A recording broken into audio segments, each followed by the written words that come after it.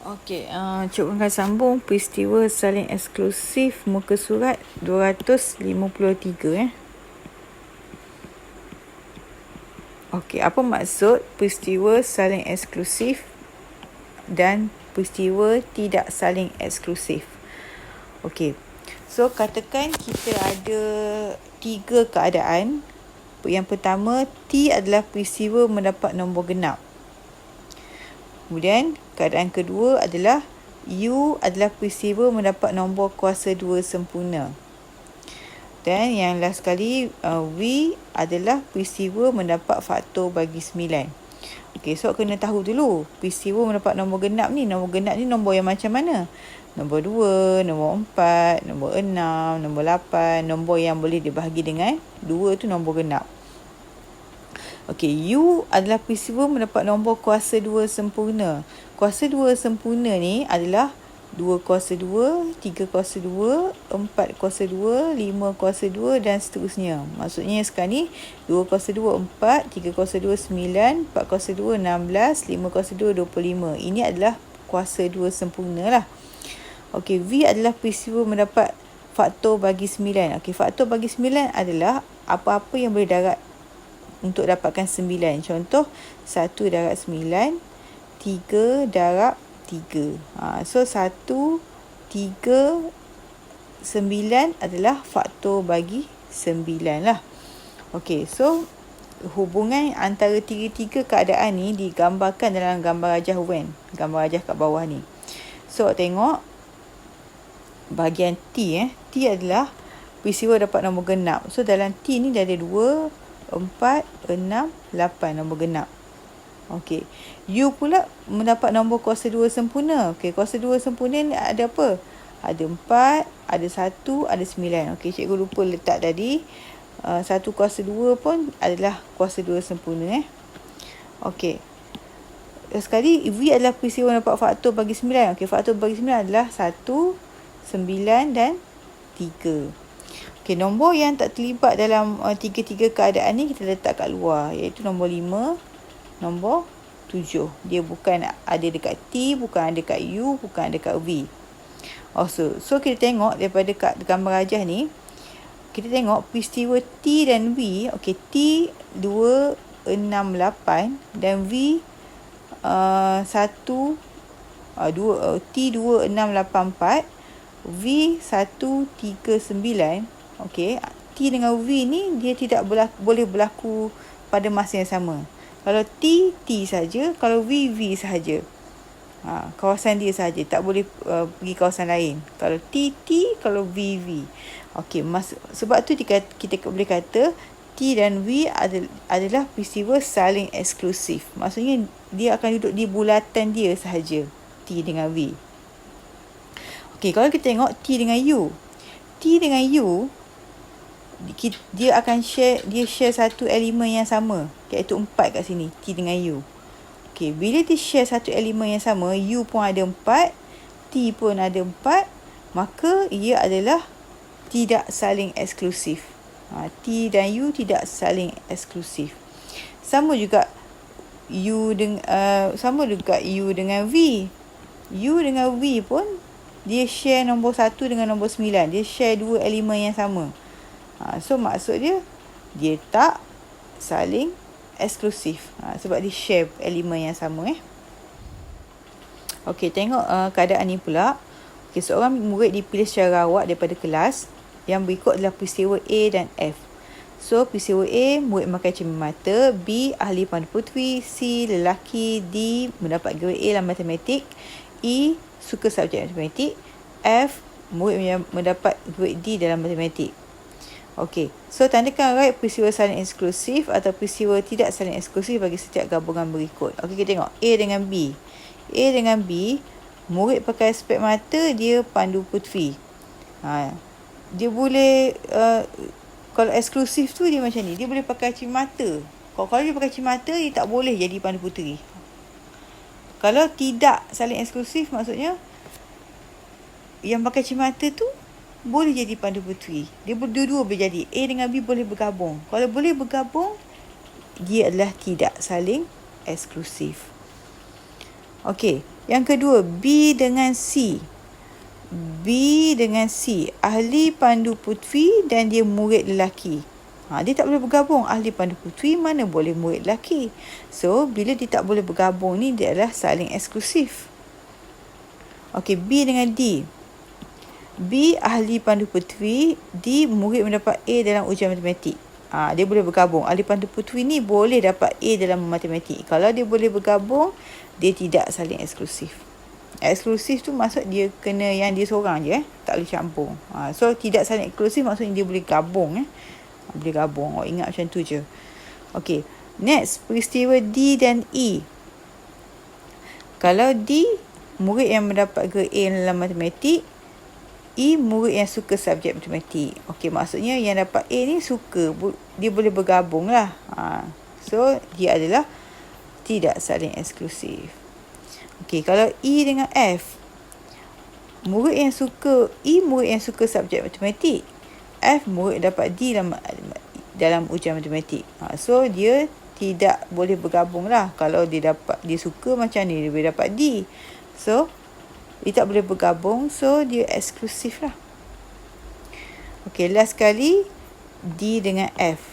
Okey, D murid mendapat grade A dalam matematik, F murid mendapat grade D dalam matematik. Mana boleh gabung? Seorang dapat A, seorang dapat D, tak boleh kan? So dia adalah saling eksklusif.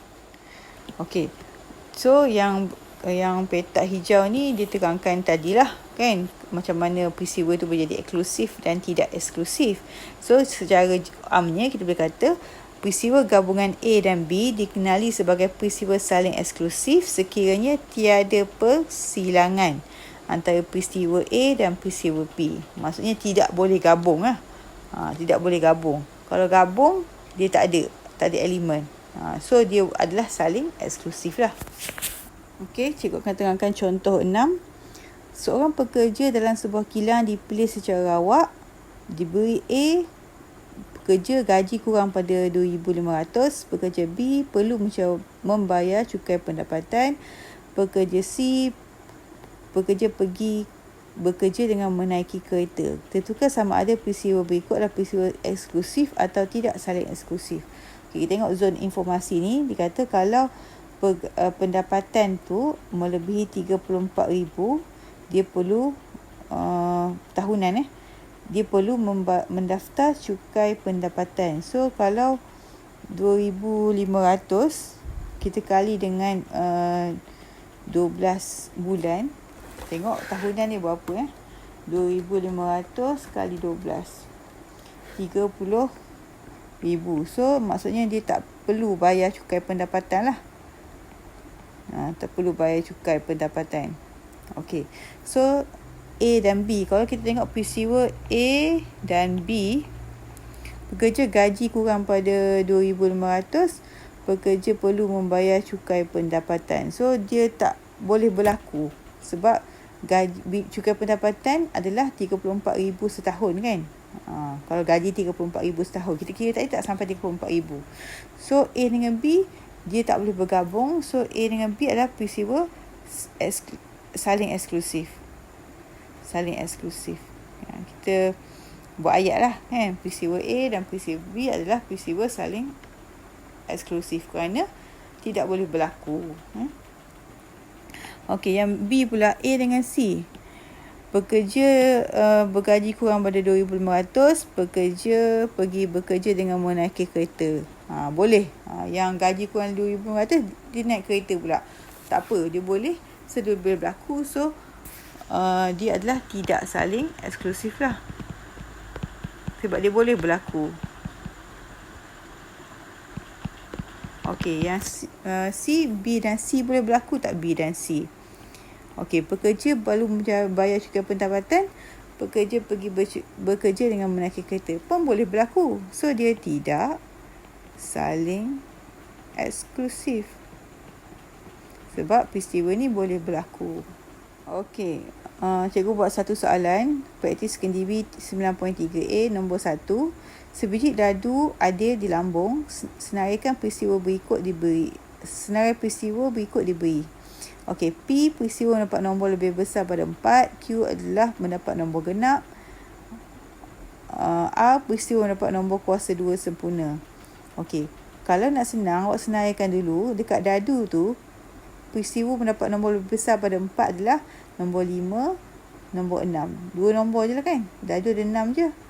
Okey, Q peristiwa mendapat nombor genap kat dadu. Nombor genap kat dadu ada 2, 4, 6 je. Lepas tu, peristiwa mendapat nombor kuasa 2 sempurna. Kuasa 2 sempurna adalah 1 kuasa 2, 2 kuasa 2, 3 kuasa 2. Jadi apa? 1 kuasa 2, 1. 2 kuasa 2, 4. 3 kuasa 2 tak boleh. 9 tak ada dalam dadu. So, kita ada 1 dan 4 sahaja. Okey, tentukan sama ada pasangan berikut adalah saling eksklusif atau tidak saling eksklusif. P dengan Q. Kita tengok P, kita tengok Q. Boleh berlaku serentak tak? Kalau P dia ada 5 dan 6, kalau Q dia ada 2, 4, 6, boleh berlaku serentak sebab ada nombor 6 tu kan.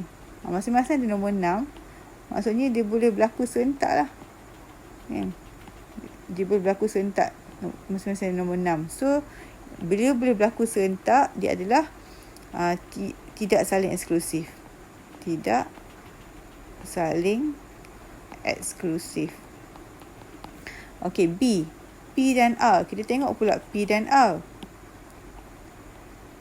Okey, P dan R boleh mendapat 5, 6. P 5, 6. R 1, 4. Tengok 5, 6 dengan 1, 4 mana ada sama. So, bila tak boleh gabung, dia eksklusif. Nak dia seorang je kan. Itu yang nama eksklusif.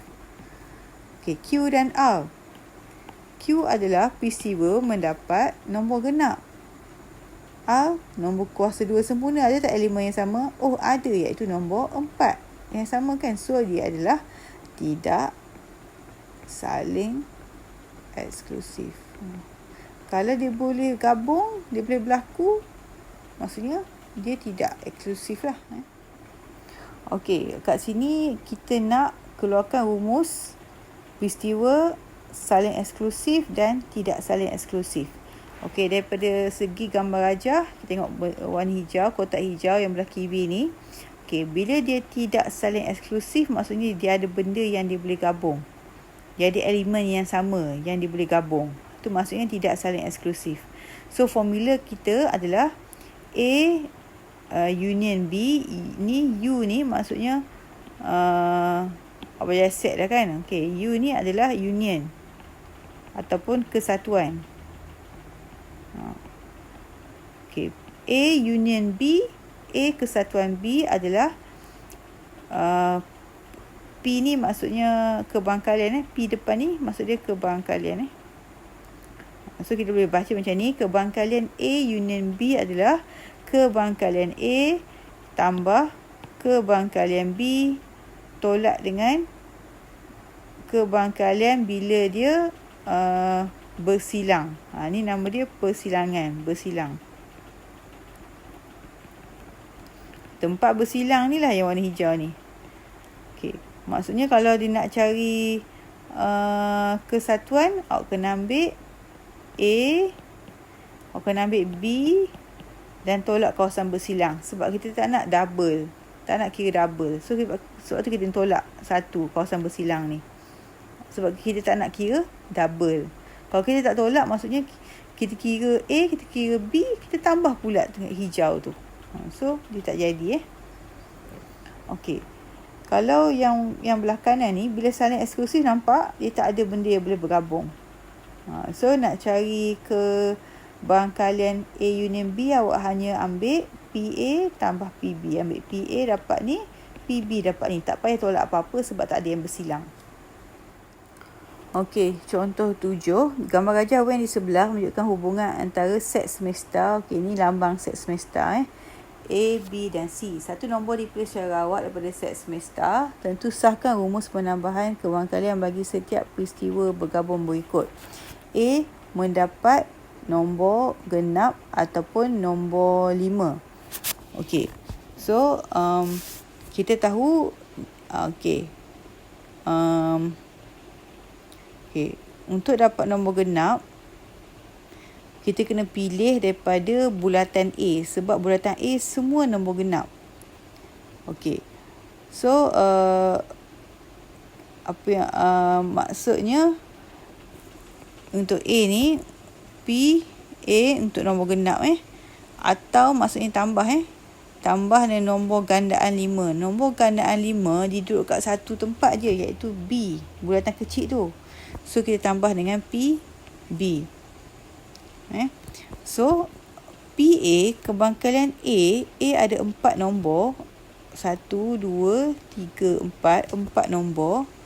Per dengan keseluruhan. Keseluruhan ada berapa? Kira-kira keseluruhan ada berapa? 1, 2, 3, 4, 5, 6, 7, 8, 9. Keseluruhan ada 9. Tu baru PA. PB pula, B ada satu elemen je. So 1 per dengan keseluruhan. Keseluruhan ada 9 tadi kan.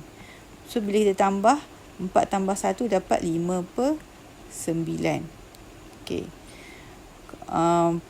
Satu, kita kena buat 2 cara sebab dia nak buat tentu sahkan rumus kan. Okay. Nak sahkan rumus ni. So jawapan kita 5 per 9. Okay. Kita boleh buat macam ni juga. P, A, kesatuan union B. Kita ambil bilangan A union B. Bilangan A union B maksudnya bilangan A, elemen A tambah dengan bilangan elemen B. Okay, kita buat yang kerja dulu.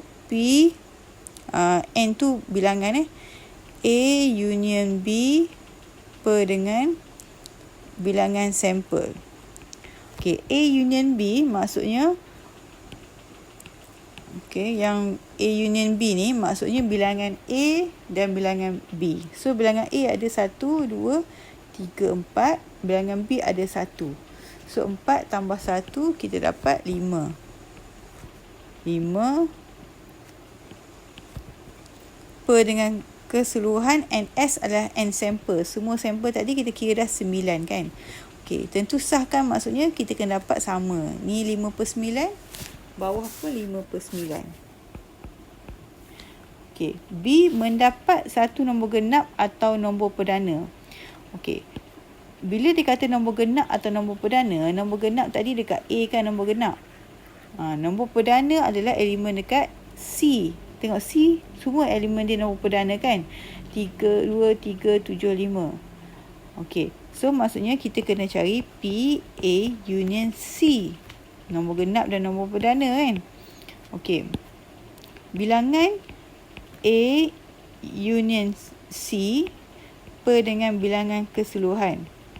Okey, bilangan A, union C. Elemen A tambah elemen C. So A ada 1, 2, 3, 4, 5, 6, 7. Semua sekali A dengan C ada 7 So 7 per dengan keseluruhan semua huruf, semua nombor tadi dah kira dah 9.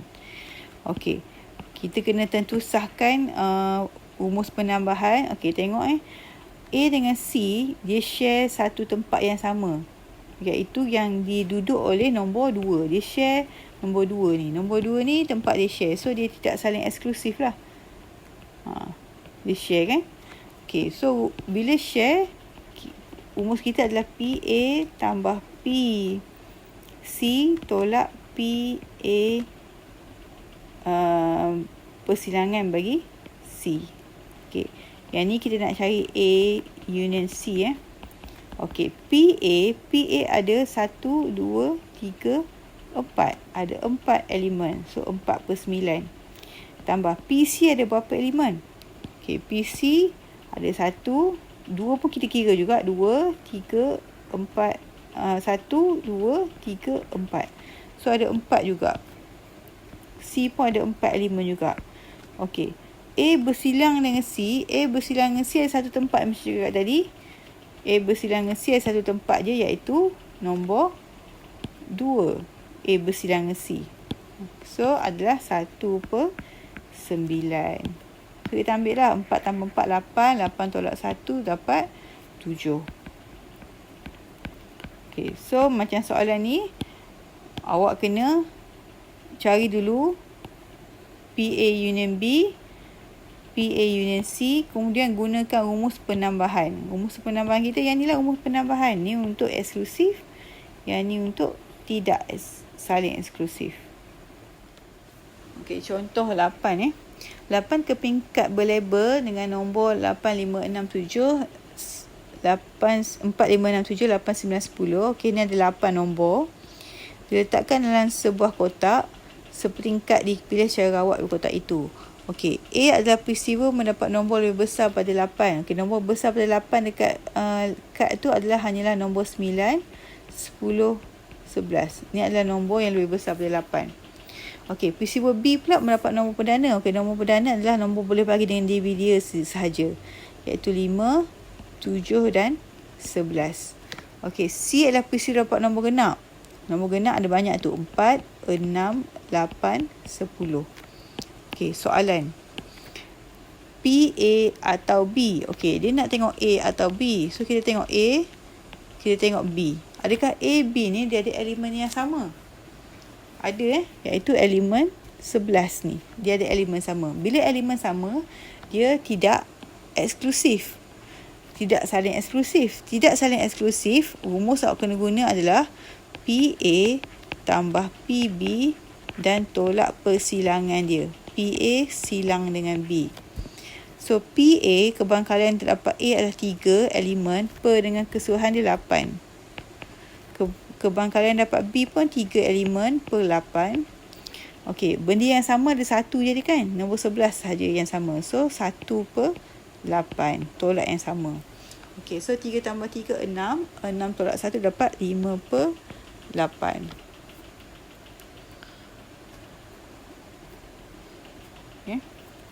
Okey, B.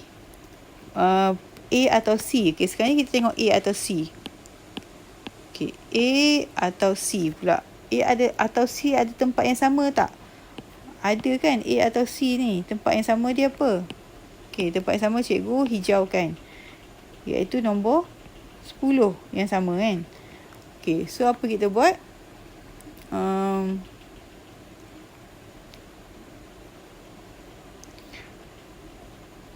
Okey. So, apa kita buat? First kali, kita ambil PA tambah PC tolak PA bersilang dengan C. Okey. So, PA, kebangkalian A adalah 3 elemen per 8. Okey. Tambah kebangkalian C. C ada 4 elemen, 4 per 8. Kemudian A silang dengan C. A silang dengan C, kita dapat 2 elemen satu elemen, iaitu nombor 10, satu elemen je. So 1 per 8, yang sama 1 je kan. Okey, so 3 tambah 4, 7, tolak 1 dapat 6 per 8, tapi kita kena kecilkan, bahagi 2. So dapat 3 per 4. Okey. Yang last kali tu B dengan C pula. Okey, bila B dengan C, kita check dulu dia ada silang tak B dengan C. Okey, B dengan C tengok tak ada yang nombor yang sama. So dia adalah saling eksklusif. So bila saling eksklusif, dia punya rumus adalah PA tambah PB tambah PC. So, PB 3 elemen, 3 per 8. PC 4 elemen, 4 per 8. So, tambah ni dapat 7 per 8. Okey, cikgu akan buat satu soalan. 2 biji dadu adil dilambung secara serentak. Q adalah peristiwa mendapat jumlah mata daripada 2 dadu lebih daripada 9. Okey, kita kena cari siap-siap. Okey. Dia kena lebih daripada 9. Okey, pasangan dia kalau lebih, maksudnya katakan dadu yang pertama dia dapat 1. Dadu kedua dia kena dapat 8 untuk dia kata lebih daripada 9 lah kan. Tapi dadu mana ada 8. So tak boleh lah 1 dengan 8, kita start dengan 2.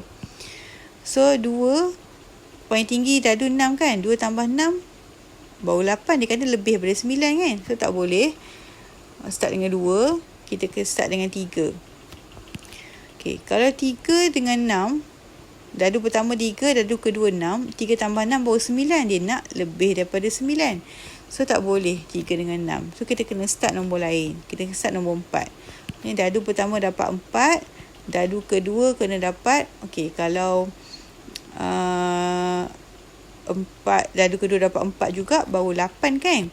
Kalau dadu kedua dapat 5, baru 9. Dia nak lebih pada 9. So dadu kedua kena dapat 6. Baru dapat lebih pada 9 kan. Okey. Kalau dadu pertama 5 pula. Dadu kedua lebih pada 9, maksudnya 4 tak boleh, dia kena 5. Sebab dia nak dapat total dia lebih daripada 9 kan. 5 boleh, 5, 6 pun boleh. Okey, lagi kalau dadu pertama 6, dadu kedua kena jadi 3 tak boleh, 4. Boleh dapat 10 kan. Ataupun 6, 5, 11 ataupun 6, 6. Semua ni adalah lebih daripada 9 lah bila kita tambah. Okey, R adalah peristiwa mendapat hasil darab dua dadu adalah gandaan 5. Okey, yang ni Q yang ni Q. Okey. R cikgu buat kat bawah ni R. Tak muat. Okey. Hasil tambah dua dadu lebih daripada adalah gandaan 5. So R, okey, R gandaan 5 peristiwa R. Okey, maksudnya kalau dadu pertama dia 1 kan, untuk buat gandaan 5 ni, dia kena gandaan 5 ni 5, 10, 15, 20, 25 tu gandaan 5 30. So bila kita darab, 1 darab berapa dapat gandaan 5? Mestilah 1 darab 5 kan. 1 darab 5 dapat 5 kan. 1 darab 6 dapat 6. Tak boleh lah, dia nak gandaan 5. Okey, habis dah lah 1. Kalau 2 darab 3 6, bukan gandaan 5. 2 darab 4, 2 darab 5 10. Ya, 10 adalah gandaan 5 kan. 2 darab 6 12. 12 bukan dah. Okey, kalau dadu pertama 3. 3 darab 1 3, 3 darab 2 6, 3 darab 3 9, 3 darab 4 12, 3 darab 5 15. 15 adalah gandaan 5. Okey, lepas tu kalau 4. 4 darab 3 12. 4 darab 1 4, 4 darab 2 8, 4 darab 3 12, 4 darab 4 16, 4 darab 5 20. 4 darab 6 24. Kita tulis gandaan 5 saja. Okey.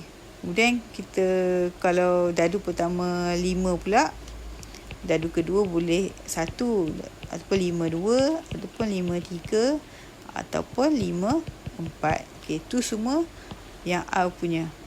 Okey, yang S pula. Peristiwa mendapat 2 mata yang sama pada 2 dadu. Maksudnya kalau dadu pertama 1, dadu kedua pun 1 ataupun 2 2 ataupun 3 3 ataupun 4 4 ataupun 5 5 ataupun 6 6. Yang sama. Okey. Yang pertama, PQ atau R. Okey, kita tengok Q dengan R. Ada tak pasangan yang bersilang? Q dengan R. 5 5. Oh, tadi ni boleh juga jadi 5 5 sebab 5 darab 5 25, 25 pun gandaan 5 juga kan. So yang sama salah satunya adalah 5 5 sama. Okey, tak ada dah, lepas tu 5 5 je. 5 5 je Okey. So dia ada yang sama. Ada yang sama maksud dia tidak saling eksklusif. Tidak saling eksklusif maksudnya awak kena tolak lah. PQ tambah PR tolak PQ silang dengan R. Okey, elemen Q ada 6 elemen kat situ. So 6 per dengan, okey, kita kena cari kemungkinan sampel tak muat tempat ni. Okey, cikgu buat halus kat tepi ni. Kemungkinan sampel dadu adalah 1 2 3 4 5 6. Untuk dadu pertama, dadu kedua 1 2 3 4 5 6. So, kemungkinan nak berlaku, contohnya 1, 1, 1, 2, 1, 3. Kemungkinan nak berlaku ni banyak kan? Iaitu 6 darab dengan 6. So, sampel dia semua sekali ni ada 36. Sebab tu kat sini, kita ada 6 per 36 lah. Okey, R ada berapa elemen? R ada 9. So, 9 per 36. Yang bersilang satu tempat je tadi, 5. Bersilang adalah satu elemen saja. So, 1 per 36. So, bila kita tolak, kita dapat 15 tolak 1, 14 per 36. Kita boleh kecilkan. 14 bahagi 2, 7. 36 bahagi 2, 18. Okey, kalau awak tak nampak macam mana cikgu dapat 36 ni. Okey, macam cikgu dapat 36 ni. Awak boleh rujuk muka surat 250 yang nombor 1. 1A yang jadual tu. Boleh rujuk macam mana dapat 36 tu.